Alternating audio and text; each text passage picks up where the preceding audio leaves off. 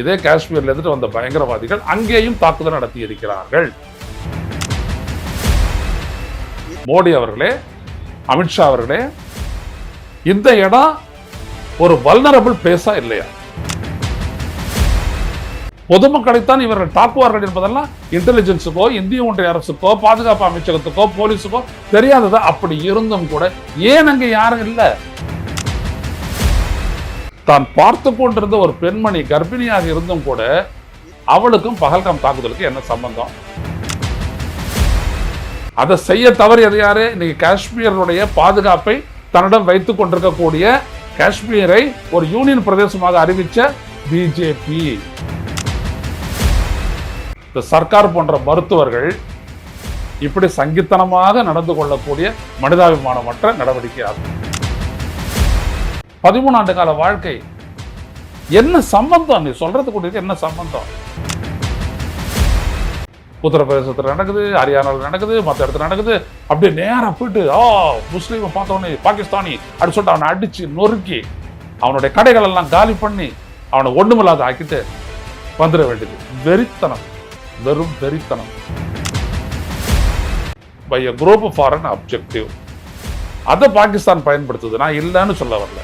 we want to bleed India. இதான் பாகிஸ்தானுடைய வேலை. அவங்களுக்கு வேற வேலை தெரியாது. ஏன்னா மதவாதத்துக்கு அப்படிதான் தெரியும். இங்க மட்டும் கீழ்ச்சிட்டாங்களா இவங்க? இல்லை, மகாத்மா காந்தியை கொன்றது ஒரு பிராமின் என்று சொல்லி நேரு பிரகடனம் செய்தார். மறந்து விடாதீர்கள். இவங்கள யாரு? இவங்கெல்லாம் அப்பட்டமான மதவாதி. உலகத்திலேயே நான் சொல்ல வரேன், இந்த டெரரிஸ்டுகளை விட மோசமான பயங்கரவாதிகள் யார் அப்படின்னா இந்த மோடி, RSS, பிஜேபி கும்பல் தான்.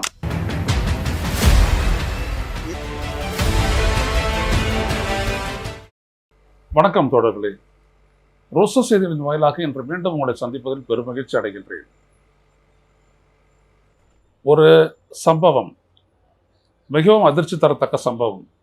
கொல்கத்தாவில் தான் பார்த்து கொண்டிருந்த ஒரு மருத்துவரை சென்று சந்திக்கின்றார் கர்ப்பிணியான ஒரு முஸ்லிம் பெண்மணி. ஆனால் அந்த மருத்துவர், நான் உனக்கு சிகிச்சை தரமாட்டேன், உன்னை கவனிக்க மாட்டேன் என்று சொல்லி மறுத்து விடுகிறார். ஏனென்றால் நீ முஸ்லிம், உனக்கு நான் எந்த சிகிச்சையும் செய்ய மாட்டேன் என்று சொல்லி மறுத்து விடுகிறார். இதை பாருங்க, நோ ஹியூமானிட்டி என்ற பேரில் அது வந்திருக்கிறது. இதை நீங்கள் பார்க்கிறீர்கள். இதை படியுங்கள், முழுமையாக நீங்கள் படியுங்க. நான் படித்து காட்டிடுறேன். In a deeply troubling incident in Kolkata, a pregnant Muslim woman was allegedly denied medical treatment by our gynecologist. அவங்க கிட்ட தான் ட்ரீட்மெண்ட் எடுத்துட்டு வர்றாங்க தொடர்ந்து. By her gynecologist, who reportedly cited the recent militant attack in Pahalgam as justification. பெஹல்காம்ல நடந்த தாக்குதலை காரணமாக்கி நான் உனக்கு தரமாட்டேன், மருத்துவ வசதியை கொடுக்க மாட்டேன் என்று சொல்லி திருப்பி அனுப்பிவிடுகின்றார். அந்த டாக்டரோட பேர் doctor CK Sarkar, a gynaecologist at Kasturi Das memorial super speciality hospital. எவ்வளவு கொடூரமான ஒரு சம்பவம். நேராக வரேன். பெஹல்காமில் நடந்த அந்த தாக்குதல் முஸ்லிம்கள் இந்துக்களின் மீது நடத்தப்பட்ட தாக்குதல் என்று எண்ணம் ஏற்பட யார் காரணம்? யார் காரணம்? சற்று யோசித்து பாருங்கள். அந்த நடந்த அந்த புல்வெளி, பெஹல்காமில் இருக்கக்கூடிய அந்த இடம் சுவிட்சர்லாண்டை போல மிக குளிர்ச்சியான, மிக அழகான ஒரு இடம்.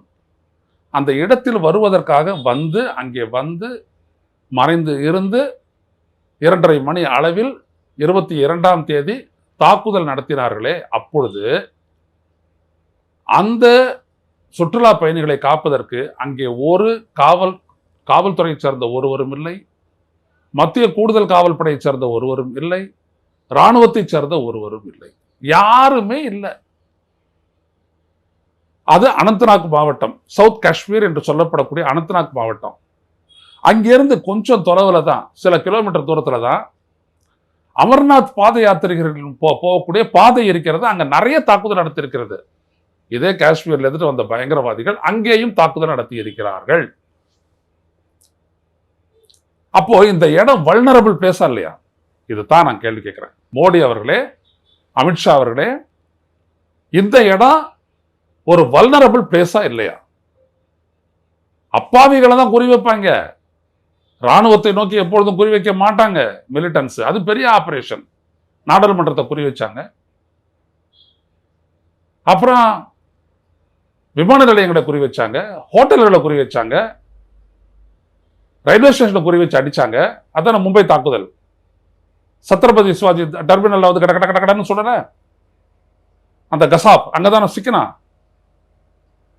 இப்படி பொதுமக்களைத்தான் இவர்கள் தாக்குவார்கள் என்பதெல்லாம் இன்டெலிஜென்ஸுக்கோ, இந்திய ஒன்றிய அரசுக்கோ, பாதுகாப்பு அமைச்சகத்துக்கோ, போலீஸுக்கோ தெரியாததா? அப்படி இருந்தும் கூட ஏன் அங்க யாரும் இல்ல?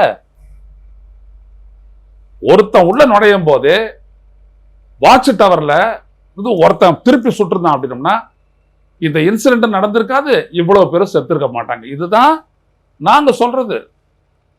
ஆனா ஏதோ பாகிஸ்தான் வந்துட்டு அப்படியே இந்திய மக்கள் மீது பாய்ந்ததை போல, முஸ்லிம்களுக்கும் இந்துக்களுக்கும் ஏதோ ஒன்று நடப்பதை போல ஒரு பெரிய கதையை உருவாக்கி, கருத்தை உருவாக்கி, அதை சங்கிகளை வைத்து பாட சொல்லி, இப்ப நாங்கெல்லாம் எழுதுறோம் அப்படின்னோம்னா இதெல்லாம் பார்த்துட்டு சும்மா சங்கிகள்லாம் கதறுவாங்க பாருங்க. இவன் தேச துரோகி, நீ பாகிஸ்தானுக்கு போ, உன் பொண்டாட்டி செத்து போயிருந்தனா. அடே, யாருடைய மனைவி யார் இறந்தாலும் அவர்களுக்காக கசிந்துருகுவன் தான் மனிதன். உங்களை போல ஒரு கட்டாந்தர மனசு படைச்சவங்க கிடையாது இந்திய மக்களோ இல்ல மானுடமோ இல்ல மனிதர்களோ. விளைவு என்ன? தான் பார்த்து கொண்டிருந்த ஒரு பெண்மணி கர்ப்பிணியாக இருந்தும் கூட அவளுக்கும் பகல்காம் தாக்குதலுக்கு என்ன சம்பந்தம்? இல்ல இந்த டாக்டர் சர்க்காரு அதுக்கு என்ன செஞ்சிட போறாங்க? ஒண்ணுமே கிடையாது. இதை மட்டும் சுட்டிக்காட்டு. It is not a solitary incident. இது எதனால வருது? இது எதனால வருதுன்னா, தாக்குதல் நடந்த போது அதை தடுத்து காக்க வேண்டிய வேலையை காக்கவில்லை. நல்லா கவனிங்க. அதை செய்ய தவறியது யாரு? இன்னைக்கு காஷ்மீருடைய பாதுகாப்பை தன்னிடம் வைத்துக் கொண்டிருக்கக்கூடிய, காஷ்மீரை ஒரு யூனியன் பிரதேசமாக அறிவிச்ச பிஜேபி. அந்த ஆளுநர்கிட்ட தான் அந்த கண்ட்ரோலே இருக்குது.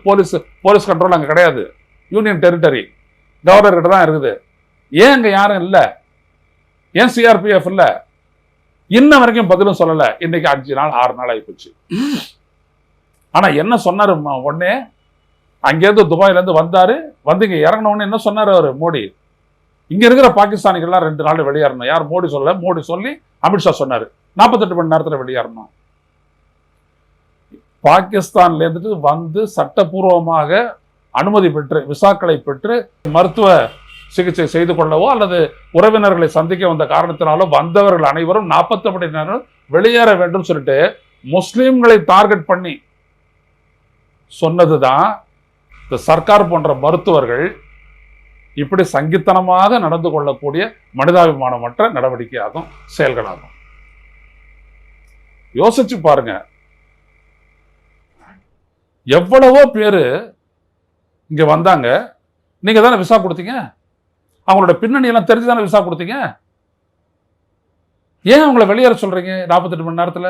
அவங்களுக்கும் இந்த இன்சிடென்ட்டுக்கு என்ன சம்பந்தம்? Are they connected to these terrorist activity at any level? ஏதாவது ஒரு வழியில எதுவுமே இல்லாத வெளியேறணும்னு சொன்னா என்ன அர்த்தம் அதுக்கு? இது சரியாது. இது ஆனா இந்த நாட்டில் வந்து இது கேள்வியே கேட்கப்படவில்லை. எதற்காக? ஒருத்தர் அவங்க 13 வருஷம் ஆச்சு கல்யாணம் ஆகி ஒரு பாகிஸ்தானி பெண்மணியை கல்யாணம் கட்டிக்கிட்டு ஒரு பாண்டிச்சேரியில் வாழ்ந்துட்டு இருக்காரு. திடீர்னு உன் பொண்டாட்டி வெளியேற சொல்லு, அவ பாகிஸ்தானி. எப்படி வெளியேறுவாங்க? 13 ஆண்டு கால வாழ்க்கை. என்ன சம்பந்தம்? நீ சொல்றதுக்கு என்ன சம்பந்தம் கேட்கிறேன். காஷ்மீருக்கு அங்கே பாகிஸ்தான்லேருந்து வந்தவங்கலாம் இங்க இது பண்ண கூடாது அப்படின்னம்னா, இதெல்லாம் வரலாற்று எடுத்துக்கிட்டீங்கன்னா ரொம்ப தமாஷா இருக்கும். அதெல்லாம் ஏன்னா நம்மளுடைய அத்வானிக்கு பூர்வீகமே பார்த்தீங்கன்னா லாகூர் தான். திருப்பி அனுப்ப முடியுமான்னா எல்லாம் கிடையாது. இந்த நாடு ஒன்னா சேர்ந்து தான் விடுதலைக்காக போராடிச்சு. மதவாதம் வந்துச்சு, பிரிச்சாங்க. அதனுடைய வேர்கள்லாம் வேற. நம்ம தான் விரிவா பேசுறோமே. என்ன நடந்துட்டு இருக்குது இந்த நாட்டில்? அது மட்டும் இல்ல, அங்கங்க ஒரு சங்கி கூட்டம் போயிட்டு முஸ்லிம்களுடைய கடைகளை டார்கெட் பண்றாங்க. இப்போ இங்க இந்த பஹல்காம் இதில் தாக்குதல் நடத்திய அந்த பயங்கரவாதிகளினுடைய இதை எடுத்து அவங்களுடைய வீட்டுக்களை வந்துட்டு அங்கே வந்துட்டு அடித்து இடித்து தள்ளுறீங்க. சரி, அவங்க குடும்பத்தையும் சேர்த்து பாதிக்கிறீங்க, அந்த குடும்பமே இல்லாத பண்ணுறீங்க. இதில் இருக்கிற புத்திசாலித்தனம் என்ன அப்படின்றது எனக்கு தெரியல. ஏன்னா அந்த குடும்பம் ஏதோ அவனுக்கு சோறு போட்டு நீ வந்துட்டு இந்தியாவுக்கு எதிராக தாக்குதல் நடத்து, நீ போ அப்படின்னு சொல்லி அனுப்பிச்சு அந்த குடும்பம். ஒருத்தன் பண்ண குற்றச்செயலுக்காக ஒரு குடும்பத்தை பழி வாங்கலாமா? இதை நீதி ஏத்துக்குமா?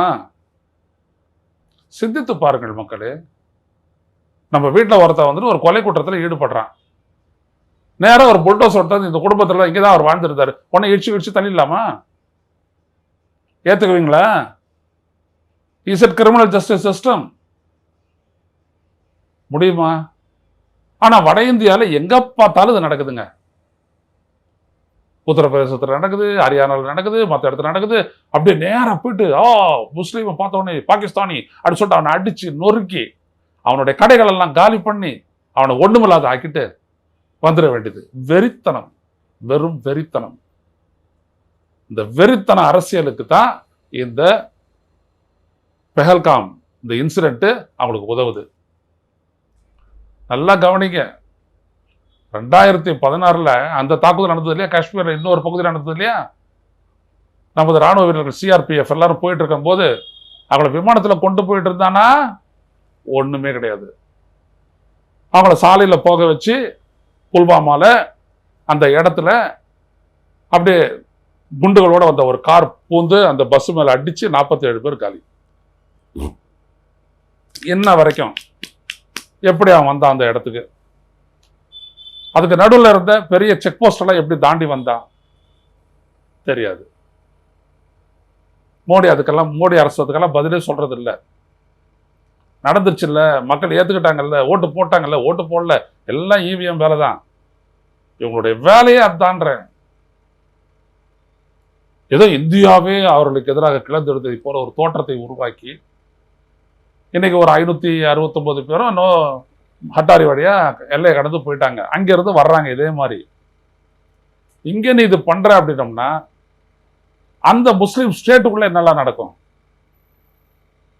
இது ஏதாவது நம்மளுக்கு தெரியுமா? அந்த செய்தி தெரியாது. அதுக்கு தான் பாகிஸ்தானை சேர்ந்த அந்த இணையதளங்களை எல்லாம் இங்க முடக்கிறாங்க.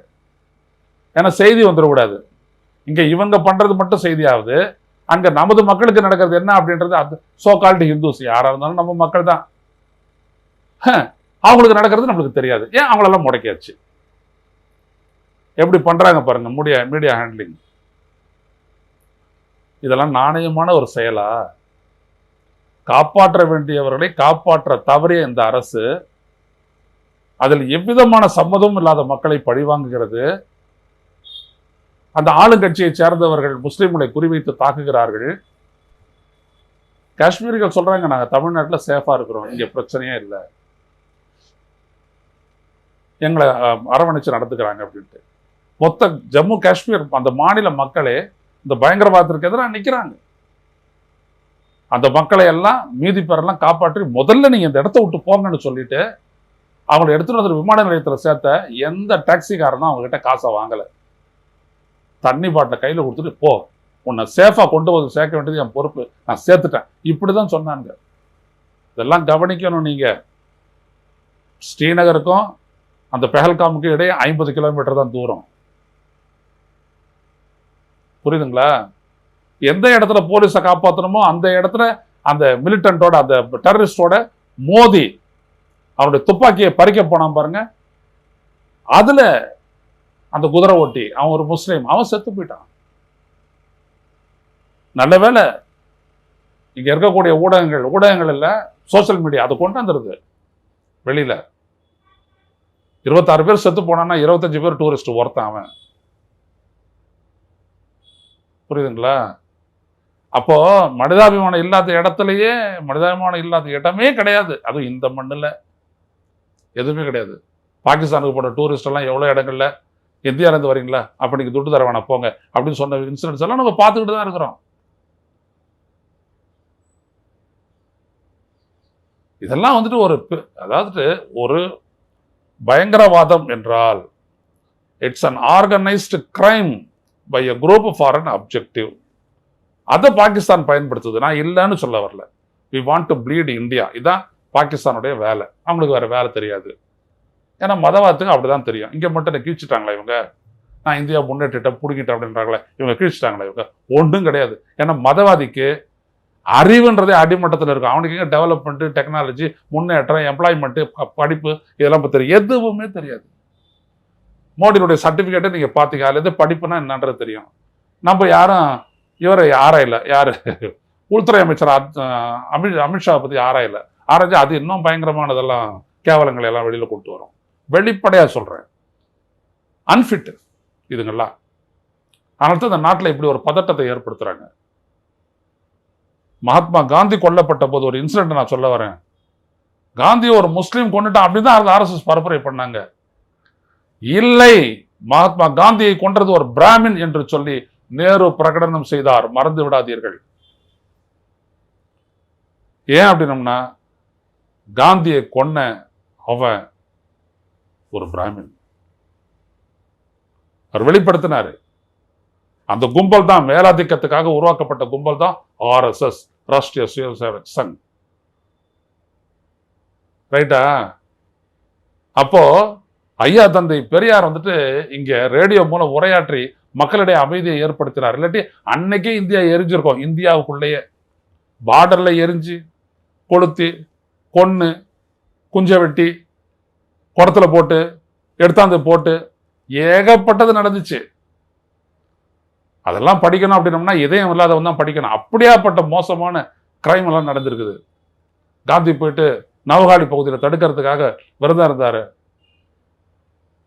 வெட்டுறவன் முதல்ல வந்துட்டு என்ன வெட்டுங்கடா, வெட்டி சாச்சிட்டு இருக்கு, அதுக்கப்புறம் நீங்க போயிட்டு வெட்டிக்கங்கடா அப்படின்னு சொல்லிட்டு அவர் விரதம் இருந்தாரு. அது ஒரு கட்டத்தில் வந்துட்டு காங்கிரஸ்காரங்களே வந்துட்டு இவரால் நம்மளுக்கு ரொம்ப பிரச்சனை என்ன நினைச்சாங்க. அவர் தான் அமைதியை கொண்டு வந்தாரு. அப்படிப்பட்ட போராடிய மகாத்மா காந்தி காஷ்மீரில் மட்டும் அமைதி நிலவுவதற்கான காரணம் Sheikh Mohammed Abdullah is a ray of light in the darkness அப்படின்னு சொன்னார். அவரை பார்த்து எழுதினார். அதுதான் நான் குறிப்பிட்டேன்.